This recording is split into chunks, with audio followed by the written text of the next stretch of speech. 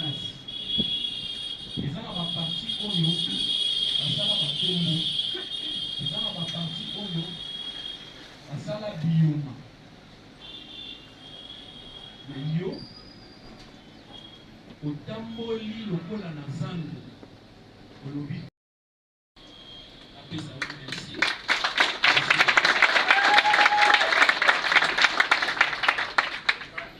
Et confiance wana ekozwa répondant nango pas le moindre ekozwa répondant ya solo.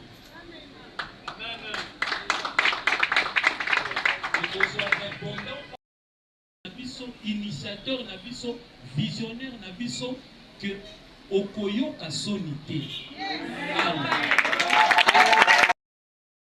Élection est un makambo technique, mais ça n'a pas technique.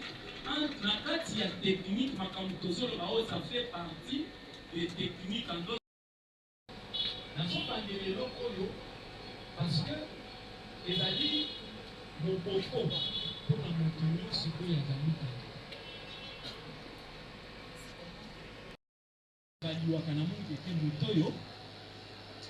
c'est comme si y a un abacon.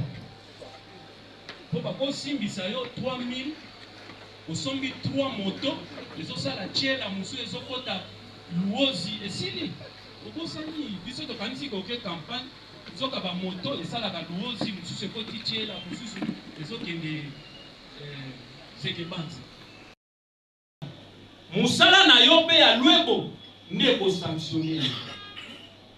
Donc il est temps peut-être le dernier point parce que toi aussi ça n'y a sauté ba makambo susu to go Nino yo, ba pesa ki pena nyona ba moto, bon. So,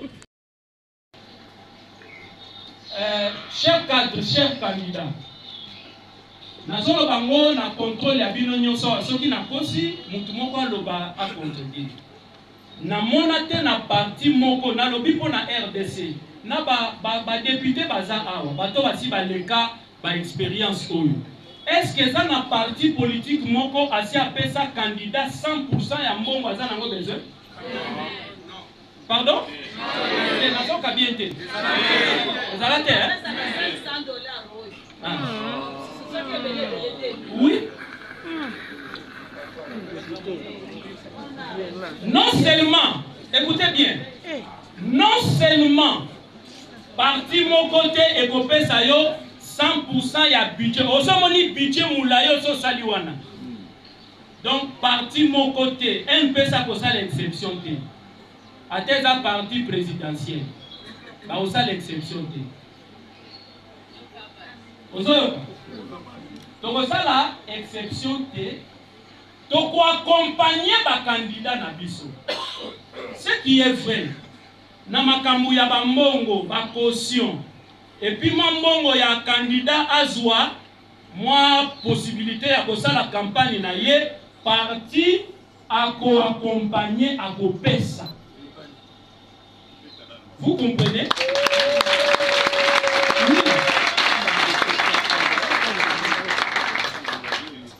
Parti à co-pesa.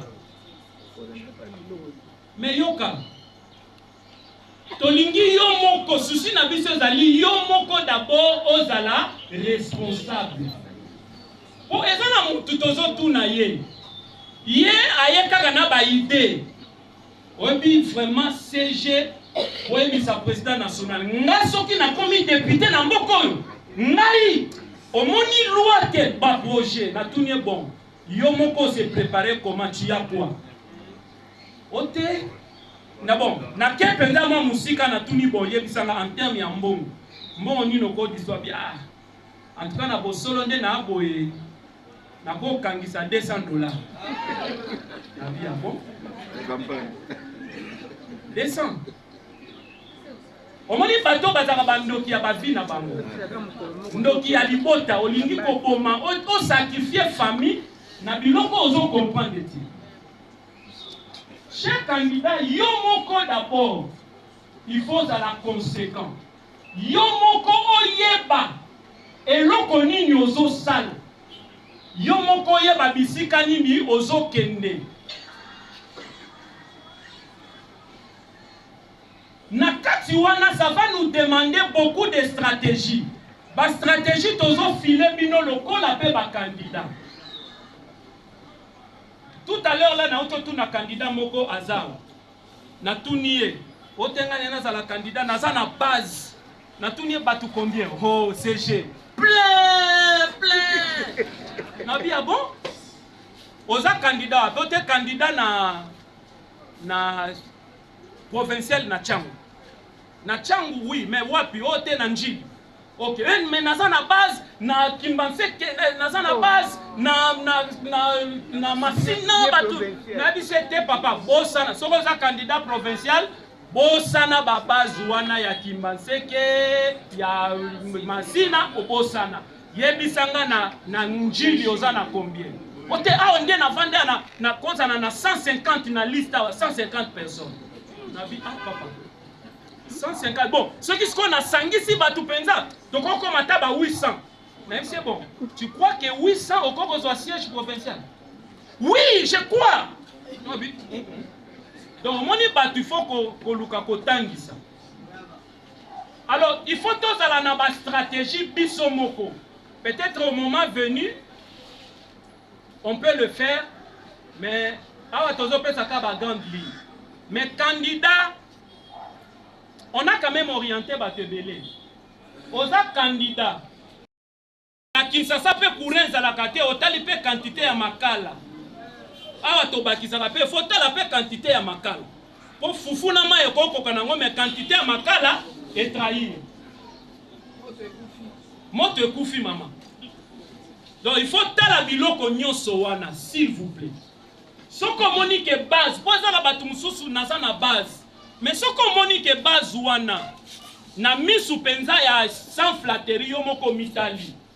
Olobite base oyo na koya kolia mbwengi pamba. Otali neni. Tu regardes autour de toi. O moni candidat oyo za makasi. Po muto makasi ayeba naka. To tala to yo kasoni te. Okomi vimbisa mena motema no ebike te. Na kisenso wana qu'est-ce que tu fais? Tu l'approches. Oui, si tu es soit nana la suppléant na yo, to trangisa makasi, soko gagner. Ngapé naza suppléant. Or, ba pratique comme Mikolo na ba provinciaux, ba députés provinciaux. 80% ba députés provinciaux bazo komaka ba ministres provinciaux. Et à Kinshasa et dans les provinces. C'est-à-dire, quand tu es déjà tu es député provincial, tu es ministrable provincialement. Un peu. C'est-à-dire, suppléant à cause de l'espoir. Tant que comme ministre, il a remplacé au assemblée. C'est-à-dire, au tali, il y a dongo na solité. Au tali que non na secteur où on a moututé la zamakasi. Au sanisi bango. J'ai parlé à notre archevêque qui est là. Il est responsable d'une grande communauté. Na Kinshasa. Naebisa qui est beau. Naebisi quand on va faire si balise parce que la communauté on est membre à MPC. Je prends son exemple parce qu'il est là. Parce que membre à MPC. Alors écoutez. Quand on va faire si liste communauté kaka liste ya Lukunga Tala Moulani. Naebisi en aparté n'habité. Mon archevêque. Bino pe bozali communauté. Moi je pense. Bokoki ko vanda. On est à représenter 6 personnes, 8 personnes. Na niveau ya communauté, on présenter 2 personnes. Comme Moutoumoko. Comme ça, makasi ya baoyo nyonso batikali ba soutenir Moutoumoko boza sur na siège wana eza ya communauté. To matato kita. Na pese exemple ya Mukuna. Lelo effet Mukuna sali parti politique. Ba candidat ya ACK. Effet ka Mukuna osana bango. Akoso bango akena bango na ba paroisse wana lobi. Ba candidat na biso ya ACK bango. Bon voter bango. C'est ce qu'il fera. Et c'est ce que archevêque fait à Kosala. Moi, n'est pas parmi ma stratégie. Koyoka komona te. Oh, te, ngaka il faut la nationale, ngaka bonazala. Ozolingo za la nationale. Oza na base, il y a 500 personnes. Ndeko. Kolukate omi compliqué. Sala lokola Nicodème. Soki soni na miso abatu. Luka CG atana molili. Luka CG atana butute CG. Tala idenga nazana ngo, est-ce que toko beta ndeni? Tala biloko nazana ngo, to sala bo. T'orientaka ba te bela, na ba équipe tozana bango. T'orientaka. Pour tozana besoin to échouer te. Tozana besoin to gagner. Mais ce qui te préparer yo te, te préparer yo mabe, tozo encourager ka kende kaka, kende te, biso to rendre service malamu te. Tozo linga to rendre service ya bien et que oyeba que ah, je me suis bien préparé, ba orienta kinga malam et j'ai fait ce que je devais faire. Na pose à la compléter na bandeko et na ba question oyo vous poser awa, je vous dis merci. Assistant principal du président national, mais je prends la parole comme coordonnateur national adjoint en charge des questions stratégiques et la commission électorale nationale. Parce que madame la coordonnatrice n'étant pas là, m'a chargé pour représenter. C'est pourquoi je prends la parole au nom de la commission. Alors, j'aime toujours commencer par là. Il avait plu au président national, après la publication du calendrier électoral, de mettre en place une commission électorale nationale pour préparer et gérer les élections au sein du parti. Et après, dans cette commission, le président national nous avait confié un certain nombre de missions, notamment réception, traitement et validation des candidatures. Deuxième mission, ils allaient définir les critères d'éligibilité. Troisième mission, ils allaient définir les budgets électoraux, en ce sens qu'il fallait définir les budgets des opérations, ça veut dire déplacement et consorts, n'a pas de budget purement électoral, ça veut dire cautionnement électoral et consorts. Et enfin, définir les stratégies électorales. Il y a parti. Et donc, une fois que le président national a confié à la commission mission pour travailler, nous nous sommes mis en place et travaillons. Nous sommes des techniciens électoraux. J'insiste sur le mot technicien électoraux. Je ne suis pas candidat. Nous allons pour préparer et de faire gagner les candidatures du parti. Et c'est pour ça que nous travaillons. Et nous voulons vous rassurer que tout est mis en œuvre pour que les candidats gagnent.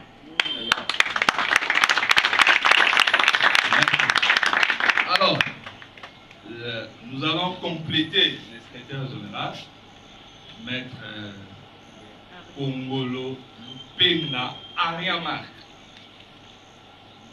Enfin, nous allons compléter sur les questions électorales. Alors, les élections sont d'abord techniques, après politique. Alors, dans la stratégie, le secrétaire général il a développé les aspects politiques. Et à Pessibiso, merci secrétaire général, tout développer les aspects techniques. Alors, dans la commission, nous avons utilisé par instrument. Hier, par exemple, je parlais avec Chabani. Il m'a dit, Chagui, je continue d'étudier le football. C'est comme ça que tu ne me vois pas au pays. Aujourd'hui, le football est devenu une science. Comme les élections, il y a une science. Votre humble serviteur a étudié les élections. J'ai été formé par la Démalement et les autres experts. Aujourd'hui, nous donnons cette expertise au parti. Alors, vous voyez, j'ai des documents, j'ai ma machine. Et le Wali Bosso et guidé par travaux dans la commission et la loi électorale. Tout ce qui est là pour c'est ni et lobby. Je complète ce n'est pas la CENI, c'est la loi électorale. La CENI ne peut pas sortir du cadre tel que tracé par la loi électorale. Et là, je parle sous le contrôle du maître, le secrétaire général, le maître Arène, qui est un avocat chevronné, avec qui je travaille. La loi électorale. Et c'est la loi électorale qui définit les conditions et les critères. Alors, la mission de la partie par rapport au président national, c'était de définir les critères. Dans Katiwana, nous avons deux tendances. La première tendance, c'est les critères légaux, loi et lobby. Dans l'article 18, parce que loi électorale au il y a 2022, juin, et la loi électorale est outille en 2006. Et subir par évolution. Tout ça dans la loi électorale en 2006, en 2011, va modifier, mais va modifier à Nyon sauté, va modifier Ndam. En 2015, va modifier Nyon sauté Ndam. 2018, la même chose, et 2022, la même chose. Et ça, on a une disposition où éthique à la carte, éthique à la pendant 2018, 2006, notamment l'article 18 de la loi électorale. L'article 18 de la loi électorale est lobby. Et Guida Tibiso, dans les travaux de la commission,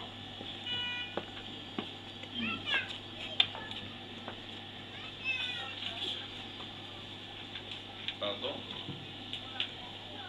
Et lobby, le parti politique, les regroupements politiques ou les candidats indépendants fait acte de candidature auprès de la Commission électorale nationale indépendante. Sous peine d'irrecevabilité, la déclaration de candidature est accompagnée des pièces suivantes. 1. Une lettre de consentement conforme au modèle fixé par la commission. 2. Une photocopie de la carte d'électeur.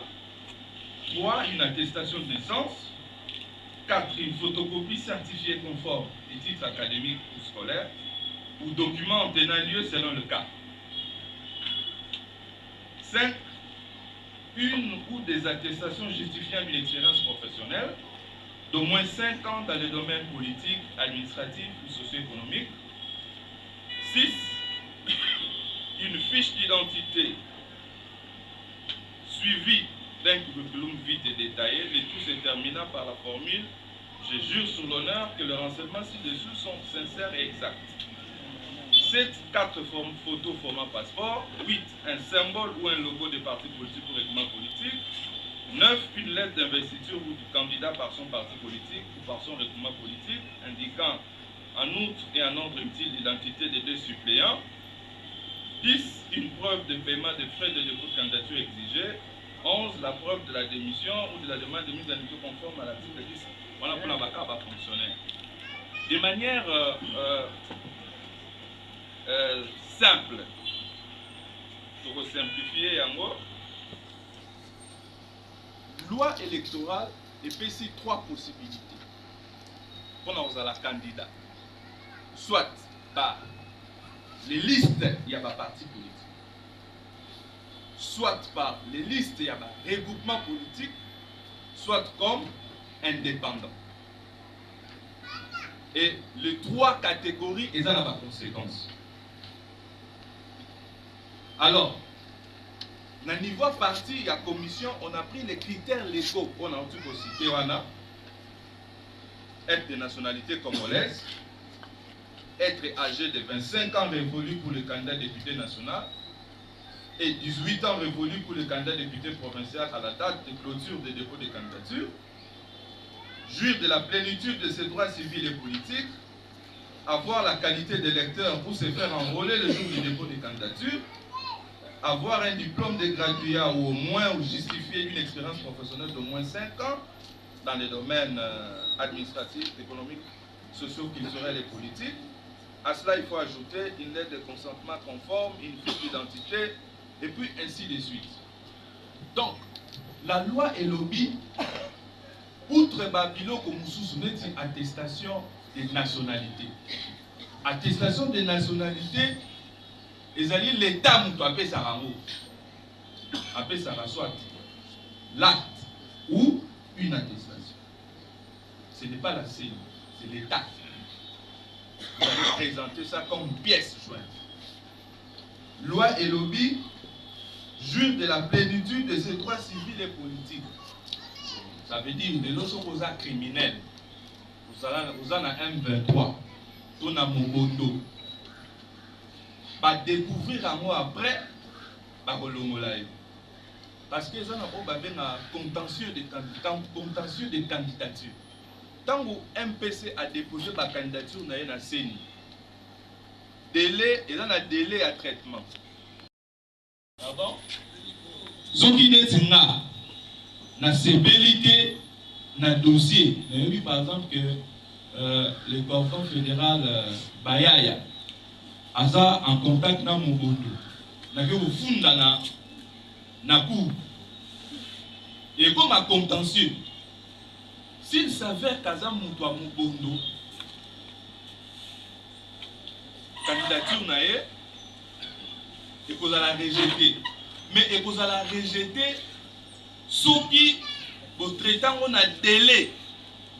Mais ceux qui sont hors délai, ils ont la sous possibilité. Alors, ceux qui sont sous possibilité, et qu'on a la sous kaka et accordons bayayate. Et qu'on affecte liste Moubimba. Na niveau de circonscription. Il y a moi dans la commission, tous autres voient soin et belé dans le traitement de la candidature. Pour que tant que vous déposez ma candidature dans la mission, ils ont un problème D. Ça, c'était le premier élément. Le deuxième élément, parce que l'intervention dans la Bossanaki, il y a sur 5 points essentiels. Point à l'Iboso, le siège. Point à mi-balé, identité, n'est-ce pas secrétaire général à l'Obaki. Point à mi-satou, la stratégie.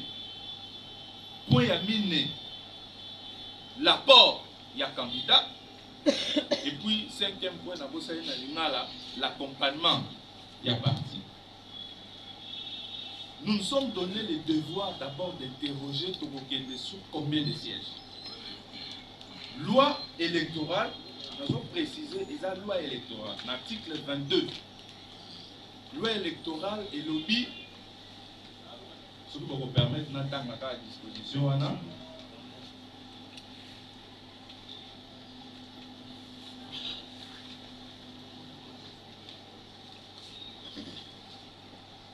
Loi et lobby Boya, une liste présentée par un parti politique, un regroupement politique, une candidature d'indépendance est déclarée irrécevable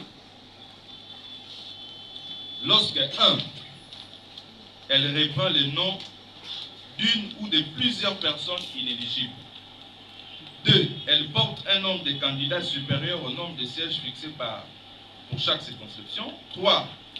Elle reprend le nom d'un candidat dans plus d'une circonscription électorale pour un même niveau. Et ce qui est important, c'est pour ça qu'on attend une disposition Anna. Balobi Boy, suivez-moi très bien. On a dit vraiment pour la nana na boké. Loi et lobby Boy, l'article 22, sont également irrécevables. Donc, bakoyambate les listes du parti ou du regroupement politique qui n'auront pas atteint 60% des sièges en compétition. Cette disposition s'applique aux élections législatives, provinciales, municipales, locales, directes. Et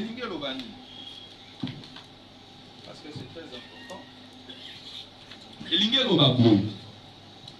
à ce qui concerne les élections législatives, donc il y a des députés nationaux, ma circonscription est à, ou ma siège, allais-je dire. Non, ma circonscription est à 169 circonscriptions. Les 169 circonscriptions et PCBISO 500 sièges dans l'Assemblée nationale. Alors, votre liste doit répondre aux exigences sur les 500 à niveau national. Parce que la députation nationale est à un niveau national, le pays. Donc les 60% des sièges s'appliquent à un niveau national pour l'élection des députés nationaux. J'insiste, national. Ça veut dire quoi? Loi et lobby sur 500 sièges à pouvoir. Il faut liste Nabino, il y a parti et présenté au moins 300 candidats. Alors, biso comme stratégie la partie, nous travaillons pour la Tokende jusqu'au moins 400 candidats. Délégué secrétaire général à l'Obakia. Pour que dans le traitement de la candidature, Tozala na CA 300 candidats. Et les listes se font à niveau national, pas provincial, national. Donc, ce qui est il y a une liste qui est rejetée. À niveau national, pas à niveau provincial. À niveau provincial, loi et lobby, cette disposition s'applique au niveau des législatives, l'élection provinciale. À niveau provincial, la disposition s'applique. Ça veut dire quoi? Tous dans la ville à Kinshasa. Dans la ville à Kinshasa, nous avons 48 sièges. Dans le niveau de Kinshasa, nous avons 48 sièges.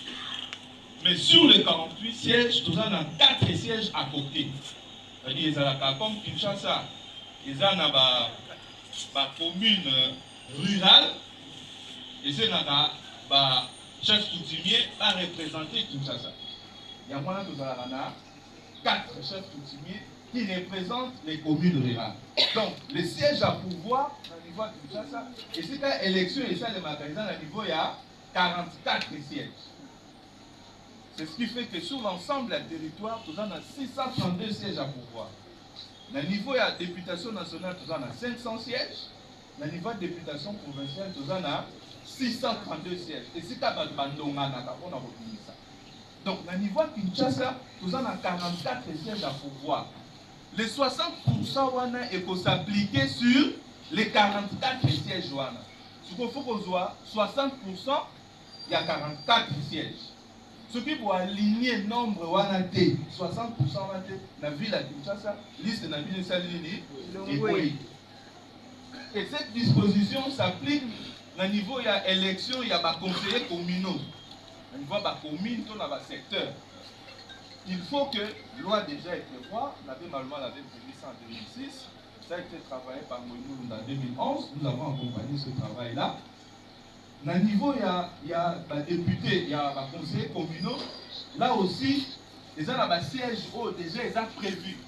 Donc, Kinshasa, qui est Kinshasa, et Rosalaka, 44 sièges à pouvoir.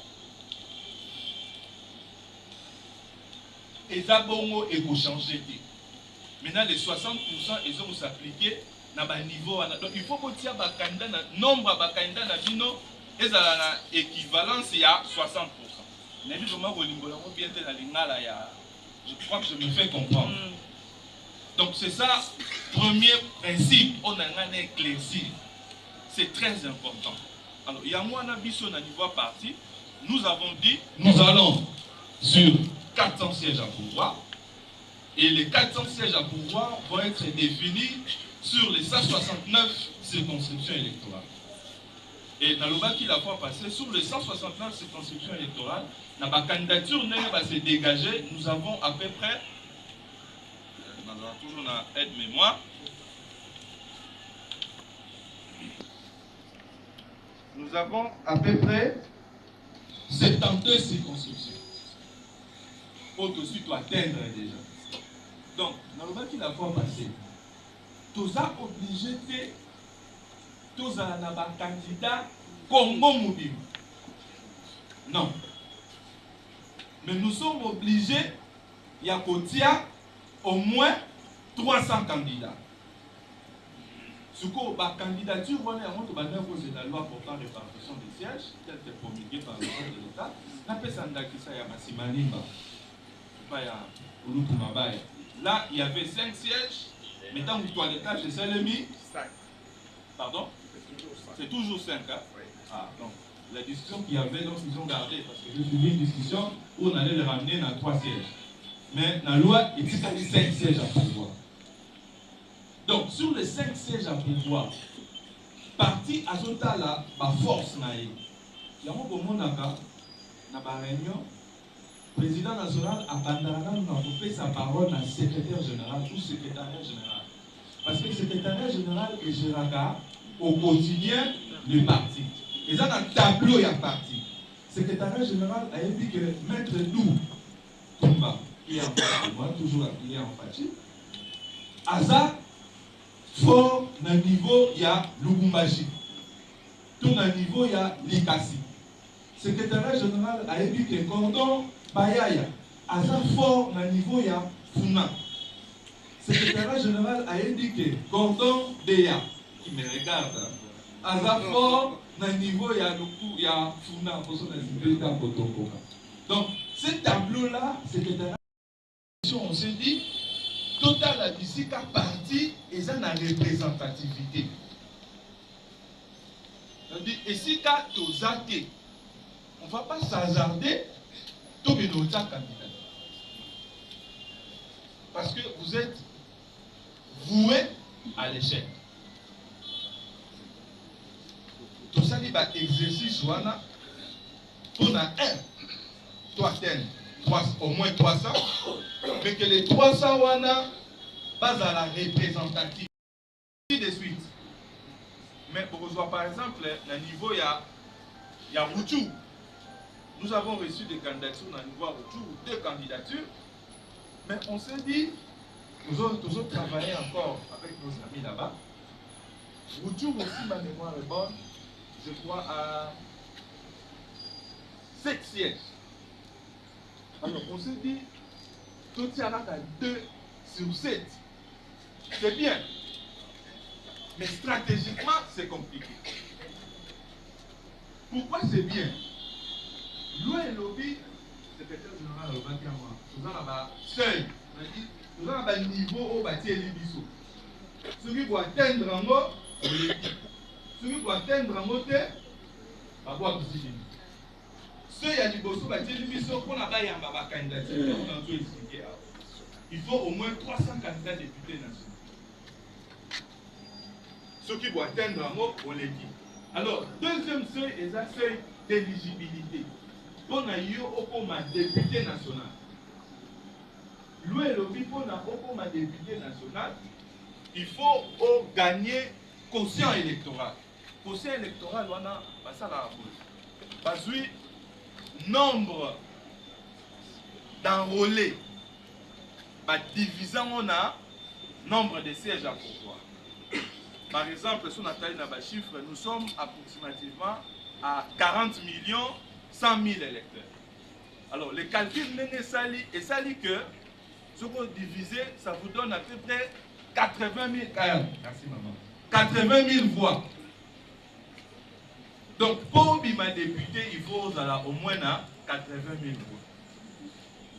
Mais, loi est bâtie ici. Avant nous avons 80 000 voix, il faut partir dans Bino et Kokisa. 1%, il y a seuil au niveau national. Et il y a l'Obani. Donc, il y a une élection sur 40 millions d'électeurs. On fait ça sur 40 millions d'électeurs. Aujourd'hui, 30 millions parce que vous votez. En termes techniques, suffrage valablement exprimé. Ceux qui 30 millions vont voter, vous avez 30 millions divisé par 500. Mais ce qu'on 1%, il y a 30 millions, il y a combien? 300 000. Pour vous vendre dans la mesa, vous candidat, par siège, il faut liste de nos partis politiques, regroupements politiques, indépendants, aux atteindre 300 000 voix. Donc pour nous, candidats indépendants, il faut au moins 300 000 voix. Donc moi, je ne pense pas qu'il y aura des candidats indépendants. avantage ya kozala na parti politique to le mouvement politique ezani. C'est ça que tous qui sa parti est aligné 400 candidats ndenge tosala. Celui doit aligner 400 candidats. Et que candidats 150 candidats sur les 400, moko a joué 10 000, 10 000, 10 000, au moins 10 000. Nous aurons combien? Ah, vous calculez bien. 150 divisé par 10 000, et puis c'est combien? 1 500 000. Merci. Donc, liste Nabiso, il faut atteindre au moins 1 500 000. Donc, ce qui doit atteindre 1 500 000 et que seuil, on a 300 000, ça veut dire que l'équipe fois 5 seuil. Donc, tout ça éligible dans la table à attribution à siège. Il y a une stratégie dans on a ligne 400, mais sur les 400, on fait tout ça la focus sur un nombre réel de candidats. Dans le bac à l'élection de la science. Ça veut dire que Tokoki Kotia effort nyon sauté na batu nyonso. Désolé. Mais mutu nyonso, les 400 candidats, mutu nyonso ça utile. Parce que imaginez que liste de Nabiso est 302 000 voix. Ça veut dire que l'équipe a seuil na 2000 voix. Et ça, na maman moko a 100 voix na Kasumbalès.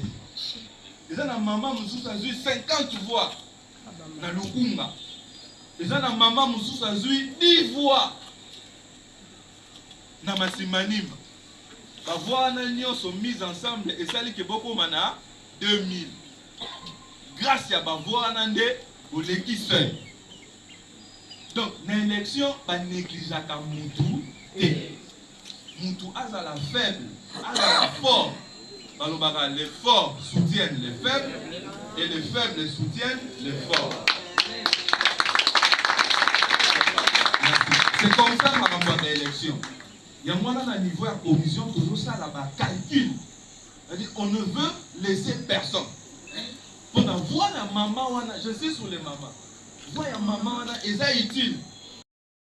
Il n'est pas. Ça va bénéficier à l'honorable Isabelle. Je crois que je vous ai cité, honorable. Je suis là. Merci. Vous voyez? Donc, voyez ton négligé. Il y a un total profil na yo. Tout le monde qui vous répondre na ba critères au loi zengi et n'insiste sur le comment qui est capital. Nous et lobby pour nous à la candidat député national, il faut au moins graduer. Vous allez graduer. Mais nous est bâti ici et lobby ce qu'on a gradué, il faut justifier expérience. Dans le domaine moko, expérience professionnelle dans le domaine moko. Ça veut dire quoi? Aux Alakanaba ONG. Maman tanga na été. Mais na ONG azaka mobilisatrice à ma case. Ba maman ba yoke la kae. Maman wana toza na bosenga na ye akoza la candidate. Ata aza gradué. Mais ONG wana o ya salaka. Comme ça légalement établi. Parce que certificat comme quoi maman Oyo a travaillé dans le domaine social dans ONG Nabiso pendant 7 ans. Et certificat on a pour légaliser yango, Seigneur recevoir candidature on a va kondima. Donc ata otangate pour les later. Soko za mutu abatu toza na bosenga. Yango ba critère de vota est là na niveau ya commission. C'est des aspects importants. Nous savons toujours ça, c'est un peu compliqué, mais toujours ça pour donner la chance et délai à ma candidat na biso. Alors, na niveau na 400 wana, na lobaki j'insiste sur ça. Toujours qu'on identifie par candidat fort. Ne peut pas partir moussous parce qu'on identifie par candidat fort. Toujours qui a un témoignage, il y a des journalistes qui ont eu des fesses. Bengi, maman, il y a un candidat, il y a eu des fesses parce que tout à l'heure, ma case. En français, c'est des bonnes guerres. Et là, vous savez, biso mabé, et ça que biso na UDPS, toute la famille, non. Bazoï papa na biso, pourquoi? Mais c'est des bonnes guerres. Donc, biso peut toujours ça la moussala wana. Et le secrétaire général adjoint, le docteur Espérant, Alobaki, est empêché de bisoter, et il était complété par les camarades bienvenus. Alobaki est empêché de bisoter tout ça à Nini. Toyiba. Toyiba. Moi je parle de la Toyiba. Toyiba fait ça Toyiba. Biso peut Toyiba. Pour consolider la liste de la biso. Pourquoi? Parce que dans le lobby, ceux qui ont au moins 100 candidats à ma casse. Ceux qui ont au moins 10 000 voix. Parce que dans le secrétaire général à Lobaki, ils ont un candidat à Zouaki, la députation 18 000 fédéral. 18 000 voix. Vous voyez des candidats comme ça. Yemoko a 18 000 voix. Ce que celui qui a 100, 18 000 voix, vous en avez combien? 1 800 000. Donc, on va avoir 50, on va avoir 100, on va avoir 2, on va avoir 3, on va avoir 4. Il y a un élengi qui est candidat dans le parti politique, au regroupement politique. J'insiste sur le parti politique et le regroupement politique. Parce que l'élection, le BKKT, pose à la candidat, il faut poser à la caca sur le regroupement politique. Non. Mon bec au lobby, soit parti politique, soit regroupement. Mais le choix pour ça, il y a des conséquences. Moi, ma question, toujours se poser dans la commission et dans posant une assistance, ce qui nous peut permettre, est-ce que MPC est capable d'aider à aligner au moins 350 candidats? Est capable. Pourquoi pas? Est-ce que tu es capable d'aider? Tu es capable. N'est-ce pas? MPC, tu es capable d'aligner 350 candidats. Ceux qui posent 350 candidats, bah calcule tout ça dans la commission, ils ont une stratégie dans l'ambition parce que vous permettre que tout le monde puisse sauter. Pour te éviter dans la janelle. Papa na maman na ndak. Papa aye baka. Et si kanini a bombi pouvoir na ndak. J'étais en train de rire à Rolim Sanga. Tozaki na mutu moko alobi. Nazaki na mama na bino. Iseksenga na kati. Alobi mama bino aki na posa mo 14 000. Mais natikaki 100 000 na chambre. Mais 100 000 wana na kabo na pandi yango. Na bombi 20 000 awa. Wana papa ye ayebaki secret. Quand on dit maman zwa 14 000, on dit maman quel est le sika besoin? Est-ce que maman a dit que bon mais avec les sika moussous? Maman a dit. Donc vous voyez pas que MPC tout ça fait na ba secret na biso. Balo baba moto batapi et tout.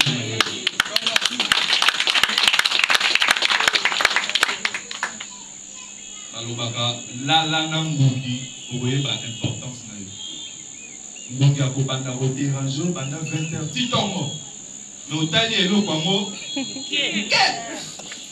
Oui, puis pour nous. Donc, il y a l'obaka. Tu n'as pas mon film pour ça, la moussala. Oh, voilà. Alors, ça, moussala.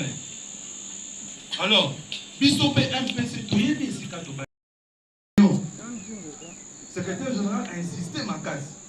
Alors, nous travaillons pour protéger ma candidature. Travailler au secrétaire général à lobby, et ça a contenu la carte. Nous travaillons parce que l'élection est à Kakate, au pays, au voté, au mimi député. Non. Aux États-Unis d'Amérique, le Yokaki que c'est Donald Trump ou Kabimani. On a proclamé.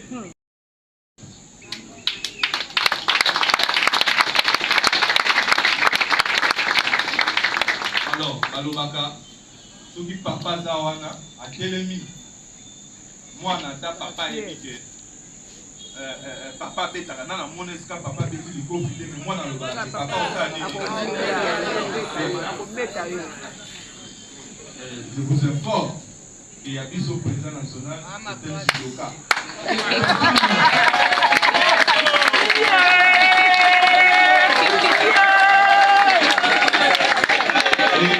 Ici, je parle sous le contrôle de Maître Servos, je l'ai vu. Après, ça dit quelque chose sur ça. Alors, sur le monument Evani Kimia, pour ça,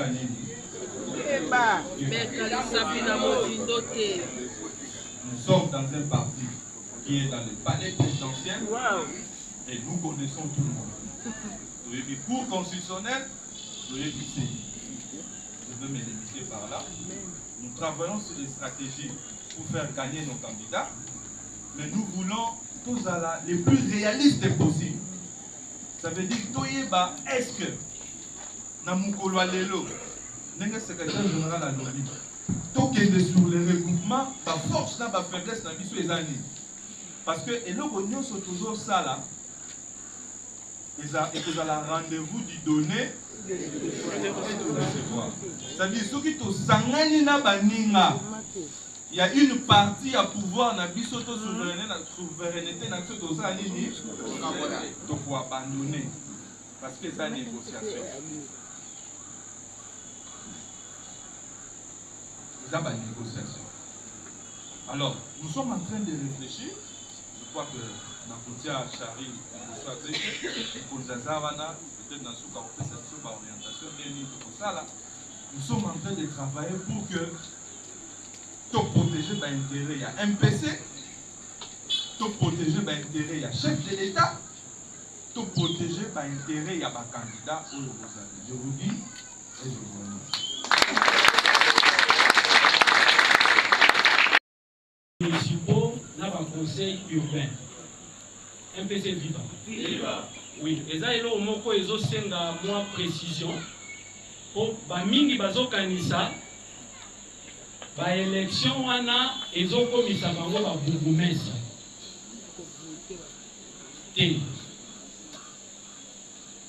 Ba élection wana ezosala batu oyo bako voter ba bugumesa. Tokozala na format neti format ya assemblée provinciale. C'est-à-dire ba députés provinciaux bangonde ba votaka gouverneur. Cette fois-ci, maire de la ville. Batu bako voter yende ba conseiller urbain. Oyo bako zala bangonde bako voter maire de la ville. Ba conseiller municipaux bangonde bako voter bourgmestre. Tozali ko encourager batu ebele. Et loko bozomo na pamba wana, s'il vous plaît. Bomo nango pamba te.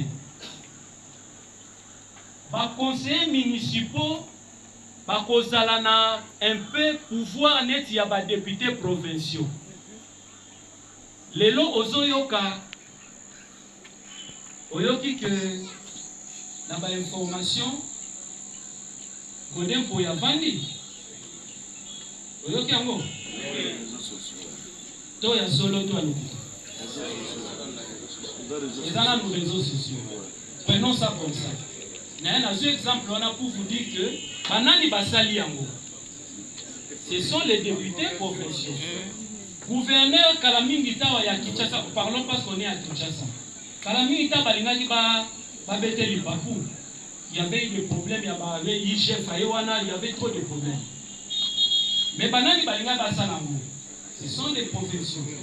Et vous allez n'ayez moko pe pour la maire de la ville, et vous allez n'ayez moko pe pour la bourgmestre. Parce que vous allez l'issou na ba main libre parce que ba conseillers municipaux ba kozala. Au sali mabe ba beti opé motion au longwe. Au sali mabe na ville ba beti motion maire de la ville au Vandi. Donc nous avons encouragé ba membres et vous allez une nouvelle expérience après plus de plusieurs décennies dans le Congo. C'est vrai, naïvi que les dégâts et vous allez comme les début, tout ça, conseillers municipaux vont faire aussi la députés provinciaux. Mais ezali loi, ezali ndenge mboka elingi, tokomesa na kaka. Mais toza ko encourager vraiment bomona eloko wana pamba te.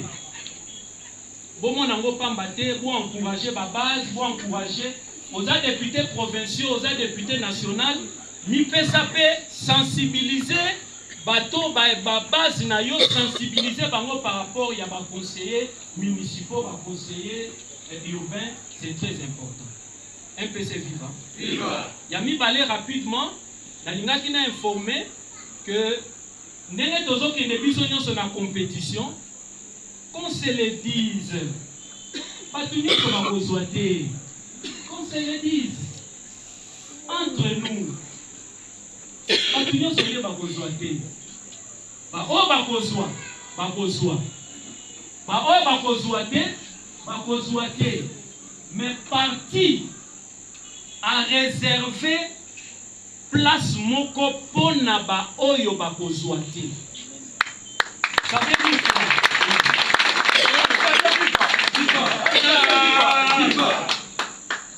Ça veut dire quoi? Par exemple, je donne un exemple. Ça c'est un exemple, mais on va apprécier. C'est très important.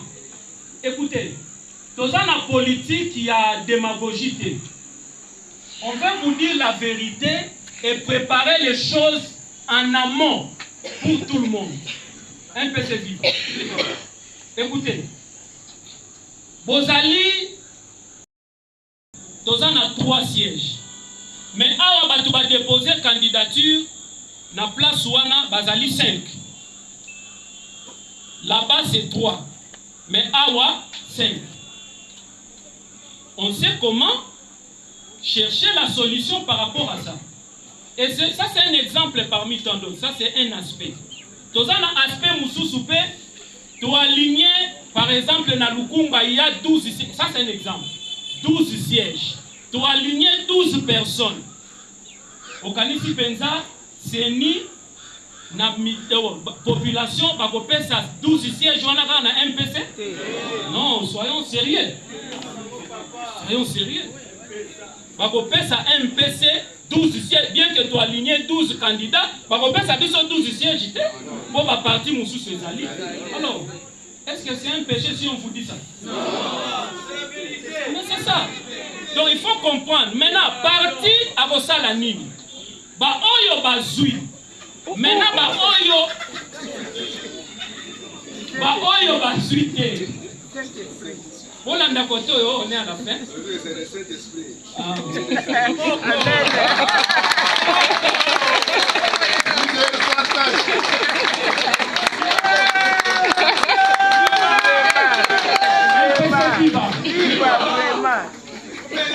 Oyo akozwa, oyo bakozwa possibilité wana ya kozwa te, parti à kobwaka bango te.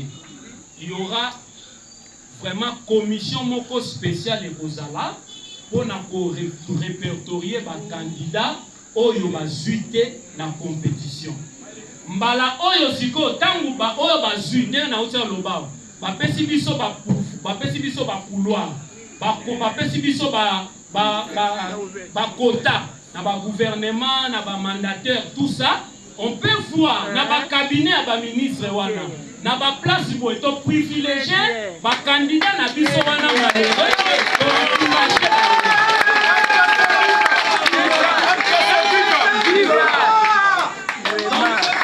on va faire ça spécialement pour la kisake toko boaka mututé.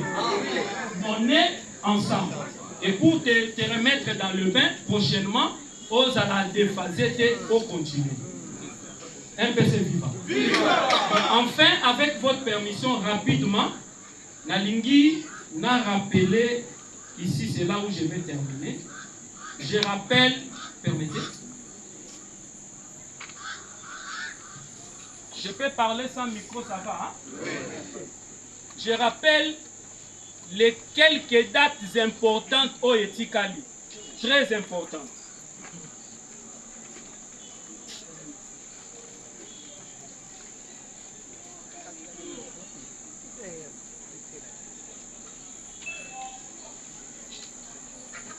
25 juin 2023. Convocation de l'électorat pour la députation nationale. 2 août 2023. Convocation de l'électorat pour les députés provinciaux et les conseillers communaux.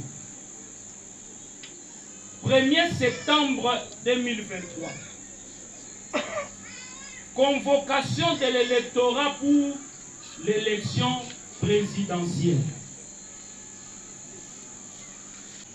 Mercredi 20 décembre 2023, organisation des scrutins directs du président de la République, des députés nationaux, des députés provinciaux et des conseillers municipaux.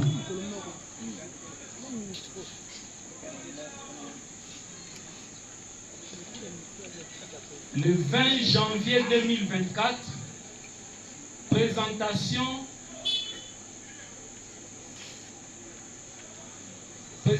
des serments du président de la République. Bon, ça c'est pas important, mais la date déjà est belée. Vu le temps, voilà ce qu'on va faire.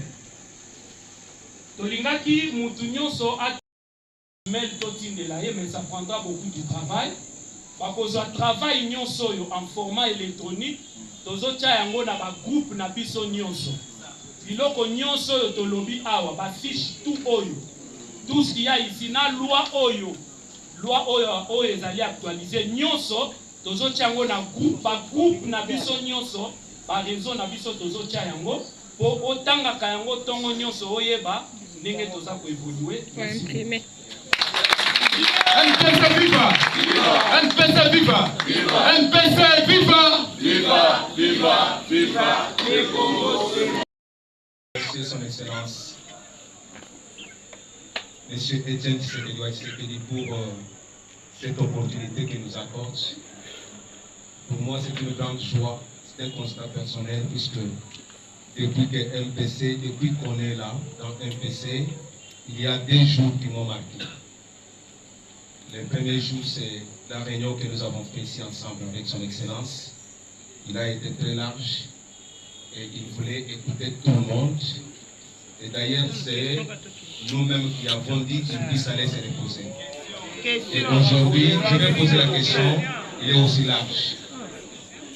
Je ne sais pas, c'est une question, ce n'est pas une question, mais c'est une clarification, puisque je dois être très précis. Je suis en train de voir une certaine symbiose. La symbiose, la complémentarité qui s'est passée aujourd'hui. J'ai vu la complémentarité vraiment très idoine entre le secrétaire général et les cordons. Alors, je dis que ce n'est pas une question. Mais je voudrais dire ceci. Je demande au niveau du secrétariat et de la commission qu'on nous apporte de la lumière sur la manière de trouver cette expérience dans le domaine donné. Parce que ça reste un peu flou. On peut se retrouver dans le domaine. C'est des domaines sociaux culturels. Candidat député provincial de l'unité. Question dans les apôts. Pour l'anaki secrétaire général, l'EMC Gibiso, et nous allons tenté de déposer un dossier par rapport à un CV Oyo, on va qu'il a saigné. Alors que nous déjà pour déposer un dossier à la partie, Banakal. Si vous avez loi électorale Oyo, Batangeli Biso. Déjà par rapport à Makampo, Baïbisa Biso qui pour déposer un mot dans la partie. Si vous avez déjà déposer un dossier dans la partie. Si vous avez le secrétaire général a dit Biso, Biso doit déposer un mot quand parce que le secrétaire général a déterminé jour. Merci. oyo baza na expérience professionnelle bakosala ngo ndenge nini. Je crois que bato bazali awa baparticipa na baélection bayebi ndenge ezalaka. Loi elobi boye elobi avoir un titre ya graduat balobi ou ça veut dire soit aux arts un titre à gradué, soit au justifié na expérience il y a au moins 5 ans. Balobi na domaine politique, na domaine administratif, juridique, social et culturel. Na pesa ndaki ça. Un exemple. Ezana maman moko awa na pesa ki kutu exemple dans la na répété. Ezana maman moko awa maman wana apinaka na balai. Et balai wana, mais je précise, hein, préciser que il faut structure wana est légalement constituée. C'est-à-dire la structure moko oyo l'État a yebi. Ce qui maman wana abinaka na balai. Et kabini pendant tozwa 7 ans ou 5 ans. Loi lobby structure wana groupe wana balai akosalela ye mukanda. Alobi maman Geneviève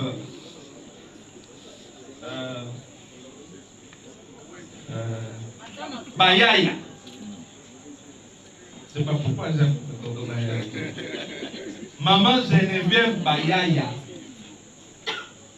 a travaillé na kati ya structure na biso pendant 5 ans comme danseuse. Voilà dans le domaine culturel. Parce que mukanda wana na lobe on ka bongo me ba formilango ba ke ba légaliser yango. Ba sur mukanda wana ba ke ba déposer. C'est ce que ça veut dire. Hein? C'est clair. Deuxième question sur le plan électoral. Je crois est-ce déjà pour compléter. Il y a le secrétaire général à Loubakiawa que Moussala Ezo Salema. Et moi je précisais dans mon adresse que les gens de la commission Moko Ezo Sala Moussala. Commission Wana, Pesa ki bango mission Yako Rese Koyamba, au traité, je ne sais pas, je peux dire quoi, au traité, n'a qu'au valider. Donc, la coordonnatrice de la commission a la fois passée que la commission attend encore vos candidatures. Mais toyeba que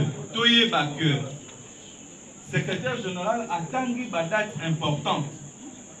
À l'objet, date il y a l'Iboso et ça le 25. Le 25 et à la convocation, il y a électorat. Ça veut dire quoi? La CENI de manière officielle à Boloba. Tobengisi, ba candidat députés nationaux, baya ko déposer ba candidature na bango. Décision, il y a calendrier le bibo. Ba bureau ba ko formulango non pas le 25, ba ko formulango le 26. Donc lundi oyo, dimanche Seigneur Boloba, mais ba ko formula dimanche té. Lundi de Seigneur à Fofongola bureau et si Kawapi, candidat député nationaux, de déposer. Mais je précise, ce que le secrétaire général a permis, nous sommes dans un parti politique. Il y a un secrétaire général de l'Amérique comme parti dans le regroupement. Quand on dit candidat, ça ne veut pas dire que yo au Kenya candidature na yo au déposé. Non, c'est les partis. Parti à délégat à niveau commission électorale nationale indépendante, 2 personnes.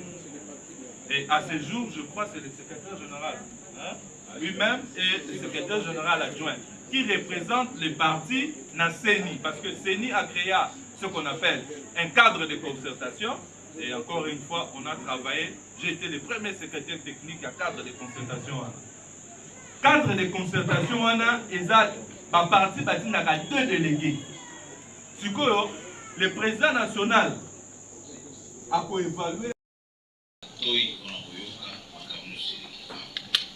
peut-être soki ozwaki occasion ya kopose question te. Je crois CG azali aza na équipe na ye mpe bazali. Moi je pense que okomala komona CG ou soit conseiller mosusu bali deka bazali esi question na yo akotikala kotraite yango. Ça va? Ok. Merci mingi ndenge boyaki. Tosololi malamu. Je crois que biloko koyimayima wana boyebi kina nalingaka te. Nalingaka toujours kimia ezala kati na biso parce que biso bachrétien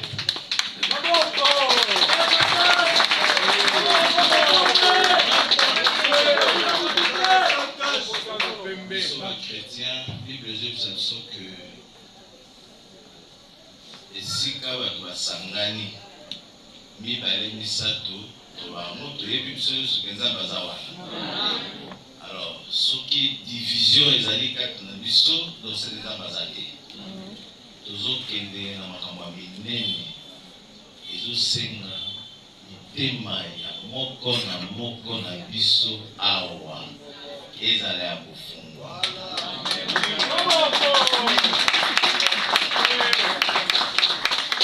Parce que soki tokangi mitema na biso oyebi conséquence to résultat oyo ekolanda biso. Alors na yango nakoyebisa na secrétaire général, nakoyebisa na conseiller Chagi, na senge na bino apesi bino 48 heures. Dans le cas où au sala, on fait un résultat par rapport à l'union sur le candidat au Bazali. Ok?